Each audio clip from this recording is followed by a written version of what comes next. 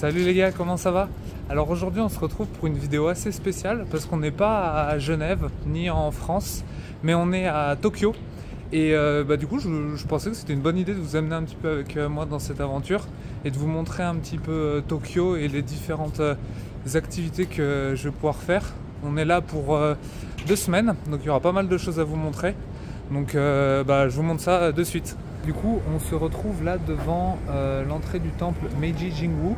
On va rentrer à l'intérieur, c'est un temple, je vais vous filmer tout ça. Mais déjà je voulais vous montrer un petit peu l'ambiance de comment on arrive. On est à littéralement 2 minutes du centre-ville, on est vraiment à côté de Shinjuku. Là d'un coup vous voyez le changement d'ambiance, on arrive vraiment dans une forêt et on voit que c'est très profond. Et il y a vraiment un côté un peu plus spirituel, contrairement à Shinjuku, donc ça tranche vachement en termes d'ambiance. Et là du coup pour vous montrer un petit peu, on marche depuis quelques minutes déjà et en fait on se rend compte que la forêt elle est vachement profonde et on n'a vraiment pas du tout l'impression d'être dans une mégalopole comme Tokyo.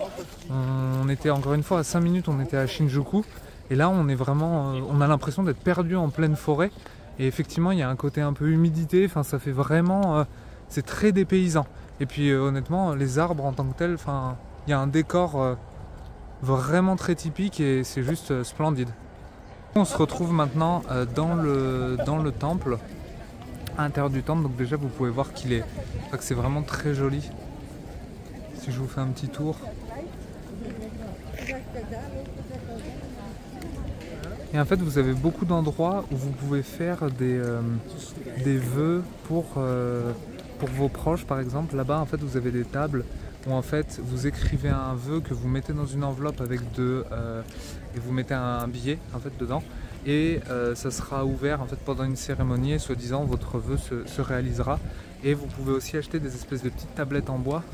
Si on se rapproche un petit peu, vous pouvez acheter des petites tablettes en bois et pareil vous pouvez mettre un vœu et ensuite vous pouvez l'accrocher. Là vous voyez il y a tous les gens en fait qui font leurs vœux avec les tablettes, avec les enveloppes pardon.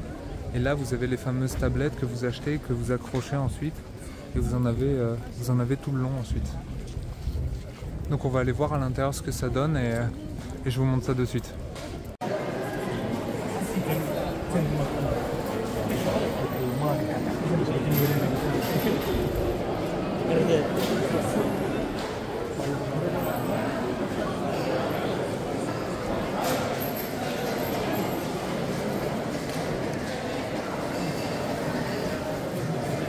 Du coup on se retrouve maintenant devant le temple Sensoji qui est en fait très connu par rapport à ses lanternes. Donc je vous mettrai des images ensuite de nuit parce qu'on va rester un petit moment ici.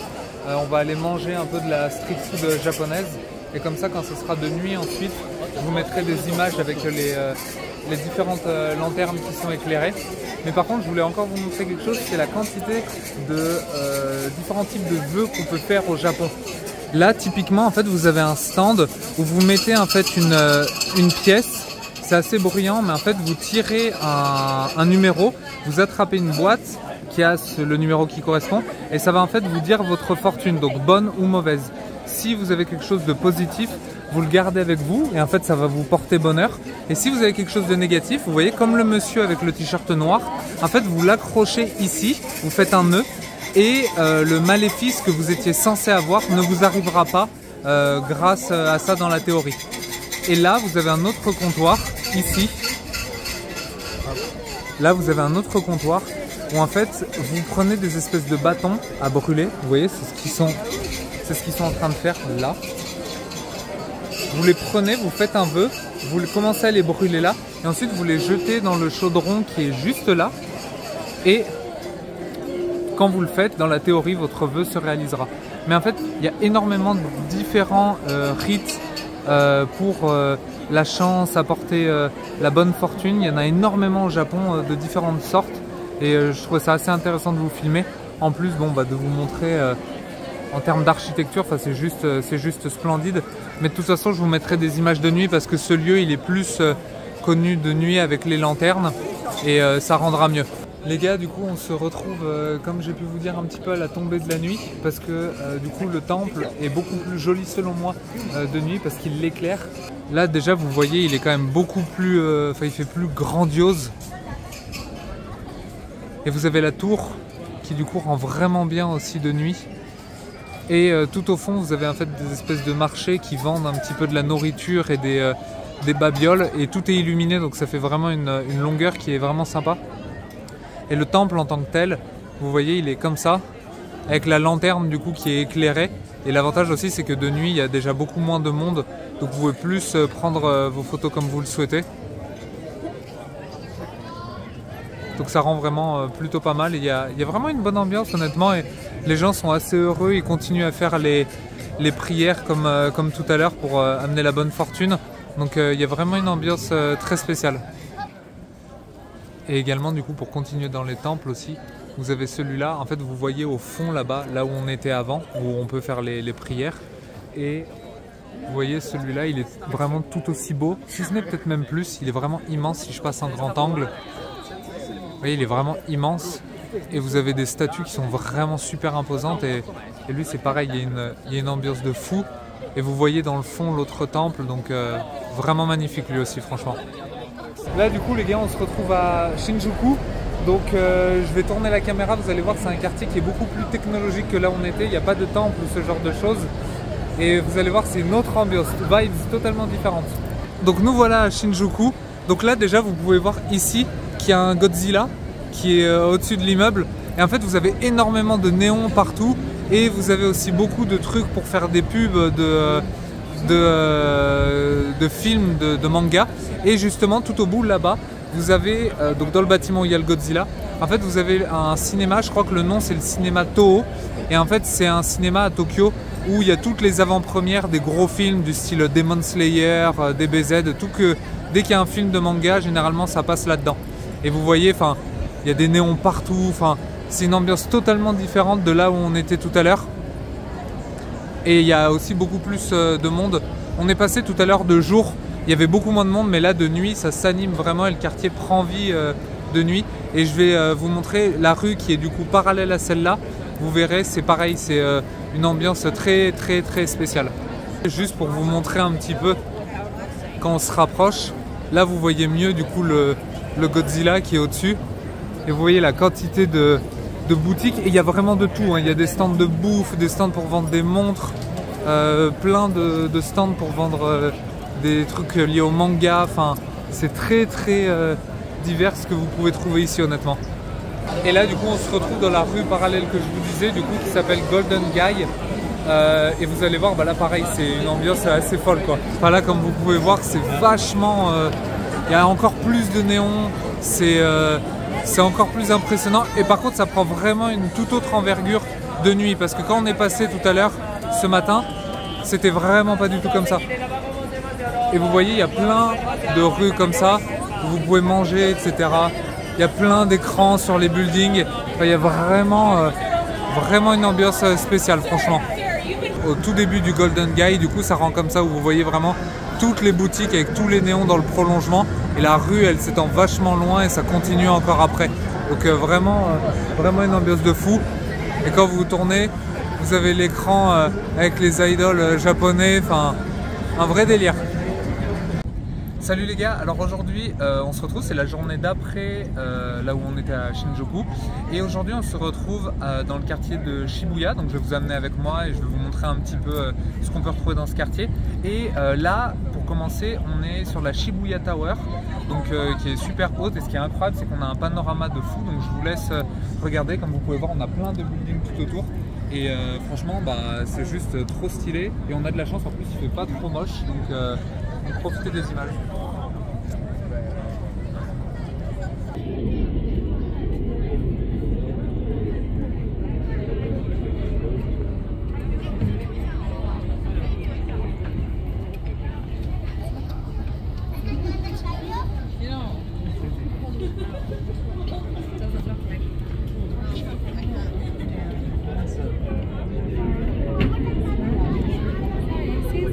Bon les gars, on se retrouve dans l'immeuble Parco, ça s'appelle, donc c'est PRCO. Et en fait il faut que je vous montre ça parce que c'est ultra connu au Japon, parce qu'en fait ils ont un étage entier qui est un petit peu manga, jeux vidéo. Donc je vais juste vous faire un petit tour et comme ça vous allez pouvoir voir ça. Donc là vous avez tout un shop qui est entièrement consacré à Godzilla. où vous pouvez trouver des figurines, des t-shirts, des sacs, peu importe. Vous voyez du coup la figurine Godzilla qui s'éclaire, c'est assez stylé. Là, si on continue un petit peu, vous avez un shop où il y a des figurines de Fallout, de Sonic, etc. Là, vous avez un shop où c'est entièrement consacré à Capcom. Donc vous avez tout lié à Monster Hunter, que ce soit des figurines, pareil, des t-shirts, tous les goodies que vous pouvez imaginer. Et également des trucs Resident Evil. Ce qui est stylé aussi, c'est qu'au Japon, il y a certains shops comme ça où certains goodies sont exclusifs au shop. C'est-à-dire que vous ne pouvez pas les trouver sur internet ou très difficilement, et ils sont que dans ce genre de shop. Donc là vous avez voilà, du Capcom. Là vous avez du coup le shop Nintendo, où vous avez des corners différents. Vous avez un corner où c'est que Mario, vous avez un corner Donkey Kong, vous avez des corners où c'est Zelda, enfin vous avez tout quoi, Splatoon, Pikmin, toutes les licences de Nintendo vous pouvez les trouver. Et vous voyez c'est quand même vraiment grand. Honnêtement, les goodies sont ultra originaux et vraiment très rigolos. Typiquement, je vous donne un exemple tout bête et vu que c'est à côté, je vous montre. Là, si vous continuez un peu, là vous avez un sac banane en forme de banane de Donkey. Enfin, genre, c'est que des trucs comme ça. Vous avez les tonneaux de Donkey, vous avez des t-shirts, etc. Enfin, il y a vraiment énormément de choix et de possibilités. Si on continue, là vous avez le Jump Shop. Donc en gros c'est le magasin du magazine Jump, et du coup là c'est vraiment plus tout ce qui est manga. Donc forcément vous avez beaucoup de One Piece, vous avez pour ceux qui connaissent du Jujutsu Kaisen, enfin, vous avez un peu de tout. Vous avez des planches originales que vous pouvez acheter, beaucoup de trucs liés à l'univers manga. Moi perso étant très fan des mangas, jeux vidéo, etc. Enfin, on a passé des heures et des heures dans le magasin de goodies à tout regarder. Et ça agrémente vraiment la journée honnêtement. Et là du coup on se retrouve dans le Pokémon Center, donc c'est un magasin qui est entièrement consacré à la licence Pokémon. Et là par exemple vous avez un Mewtwo taille réelle qui est dans le caisson, c'est super stylé. Et vous avez, alors je vous montre ce mur et je vais vous expliquer après. Tout ça c'est des t-shirts en fait, vous voyez, vous avez des t-shirts, ok, et on va en reparler juste après. Et à l'intérieur, vous avez du coup tous les goodies Pokémon, donc vous avez énormément de peluches. Je vais essayer de parler un petit peu parce que je pense qu'il y a certaines musiques qui ne sont pas nécessairement autorisées sur YouTube, on va dire. Mais ouais, vous avez énormément de peluches, de goodies, de figurines, forcément des cartes aussi. Et vous avez aussi ce stand que je vous montre. Ça en fait c'est par rapport au t-shirt que je vous disais. Alors là c'est fermé parce qu'on est le soir, mais nous quand on est venu le matin c'était encore ouvert. Et en fait vous pouvez personnaliser comme vous le voulez des t-shirts.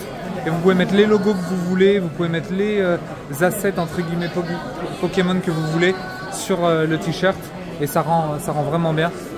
Et vous avez vraiment une quantité de goodies, enfin c'est juste incroyable.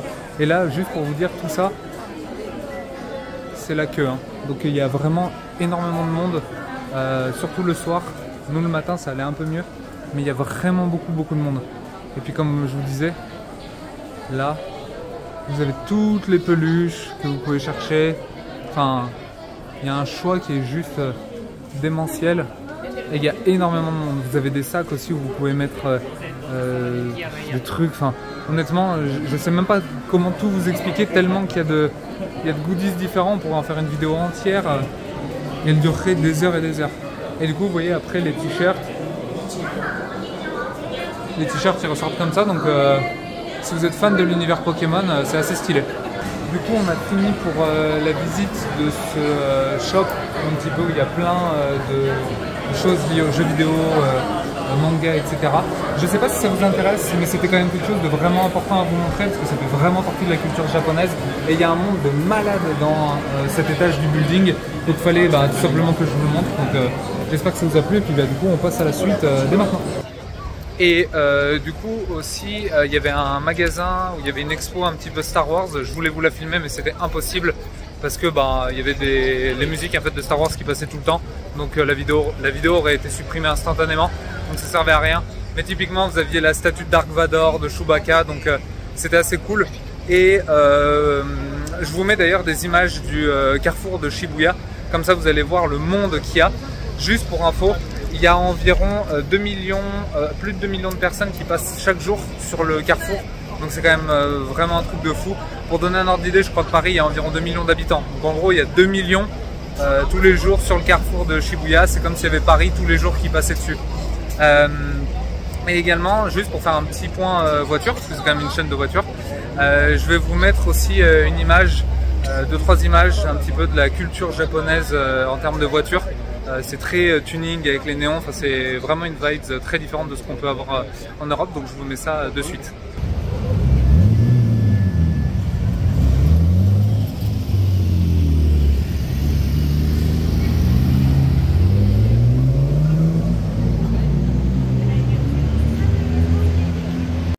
Là du coup les gars, on est sur le carrefour de Shibuya, donc c'est celui que je vous disais à l'instant. Et je vais vous montrer un petit peu à quoi ça ressemble déjà, et aussi le nombre de personnes qu'il y a, enfin, c'est juste délirant, je vous montre ça de suite. Là déjà vous voyez qu'en termes d'ambiance, comme toujours c'est super impressionnant au Japon. Et du coup vous avez un compte à rebours sur les feux, et dès que ça va passer au vert, vous allez voir, ça va être le chaos. Et non, je vais vous montrer ça. Là du coup ça passe au vert et vous voyez il y a les gens qui courent pour prendre des photos, et vous allez voir on va être noyé dans le flot de personnes.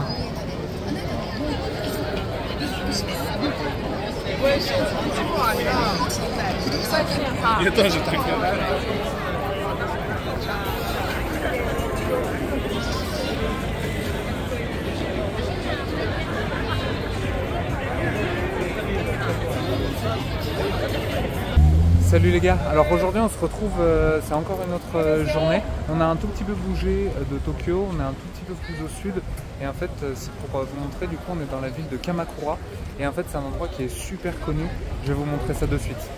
En fait vous voyez cet endroit, donc c'est une rue qui est ultra connue parce qu'elle est considérée comme l'archétype même des rues de bord de mer japonais. Et en fait là vous avez du coup le passage du train, et vous le voyez, en fait vous le retrouvez dans de nombreux mangas, dans de nombreuses séries japonaises. Cette rue bien précise, elle est ultra connue pour ça, et comme vous pouvez voir il y a énormément de monde qui fait en fait des photos de cette rue bien précisément.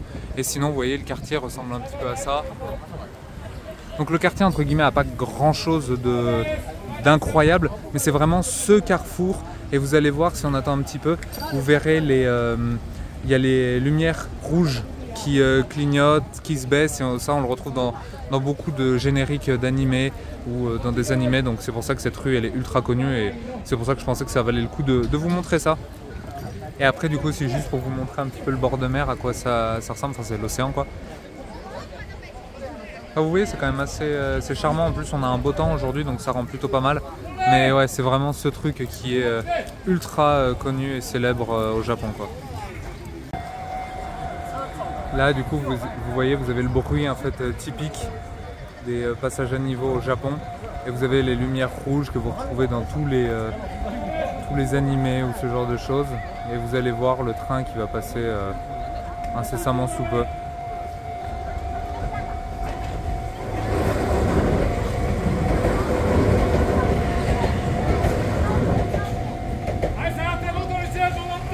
Du coup les gars, on se retrouve, on est toujours à Kamakura, mais cette fois on est devant le grand Bouddha de Kamakura. Donc c'est un des sites majeurs de la ville et du Japon. Énormément de personnes viennent pour visiter ça, donc laissez-moi vous montrer. Donc déjà vous voyez en termes d'atmosphère, on est dans quelque chose de très différent de ce que peut être Tokyo évidemment. C'est beaucoup plus comme une sorte de temple.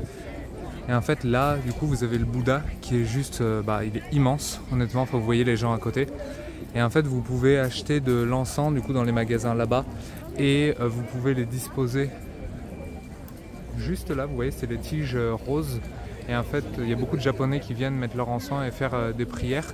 Et vous pouvez aussi faire des offrandes, que ce soit de la nourriture ou de l'eau au Bouddha. Et comme vous pouvez voir, c'est juste somptueux honnêtement. Et même le décor tout autour est très très très joli. Et les gens sont super respectueux. Personne ne fait n'importe quoi à monter dessus ou je ne sais quoi. Donc c'est plutôt agréable. Et du coup je viens de regarder aussi un petit peu sur internet, donc le temple et le Bouddha ça a été commencé la construction en 1252 de mémoire, et je crois que le Bouddha il a mis entre 12 et 15 ans pour être construit, donc ouais c'est un sacré chantier honnêtement, et ouais c'est vraiment un temple bouddhiste très apprécié par les Japonais, les étrangers, qui drainent énormément de personnes chaque jour. On est toujours à Kamakura, mais cette fois dans un temple qui est beaucoup moins connu des gens, il n'y a quasiment pas d'occidentaux. En fait vous arrivez par là, vous voyez, donc c'est une espèce de passage un petit peu dans la montagne. Et ensuite vous arrivez en fait dans ce temple, qui est du coup le temple du serpent. Et bon forcément vous avez des boutiques souvenirs, vous pouvez, comme à chaque fois vous savez, purifier un petit peu et vous apporter la chance. Notamment là vous reconnaissez les trucs où on accroche les maléfices que je vous avais déjà montré. Mais déjà regardez, c'est quand même vraiment très joli. Là, vous voyez c'est entièrement entouré de forêt. Et en fait là du coup dedans vous avez la marmite, vous savez, avec les encens que vous pouvez planter, et vous avez d'autres rituels à l'intérieur de la grotte. Mais je voulais vous montrer un truc qui est assez rigolo.